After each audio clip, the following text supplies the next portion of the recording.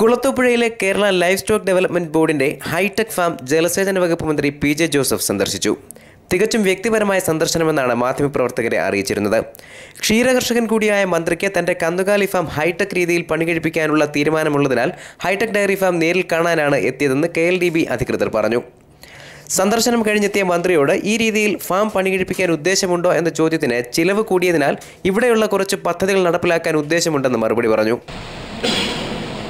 ഭാഗികമായിട്ട് ഇപ്പോൾ ഉള്ള ഫാമൊക്കെ നിൽക്കും, കുറച്ചെണ്ണം ഈ ടൈപ്പിലാക്കാൻ ഹൈടെക് ഫാമുകൾ കുറേ ഉണ്ടാകണം. ഇപ്പം നമ്മുടെ ഇപ്പോൾ ഈ ഇടുക്കിയിലൊക്കെ 5% മറ്റാവശ്യങ്ങൾക്ക് ഉപയോഗിക്കാമെന്ന് പറഞ്ഞല്ലോ. അതെ, ഇതിൻ്റെ ടൂറിസം ഉണ്ട്. ഈ ഡയറി ഫാം നല്ലപോലെ ഒരു പ്രോജക്റ്റാണ്. പല രീതിയിലുള്ള സഹായങ്ങൾ ഗവൺമെൻറ് കിട്ടുന്നുണ്ട്. യങ്സ്റ്റേഴ്സിന് വേണ്ടിയിട്ട് ഇപ്പം KMAണി അനൗൺസ് ചെയ്ത പരിപാടിയുണ്ട്. 20 ലക്ഷം രൂപ ഇൻട്രസ്റ്റ് ഫ്രീ ലോണായിട്ട് അങ്ങനെയുള്ളതൊക്കെ പ്രയോജനപ്പെടുത്തിയിട്ടുണ്ട്.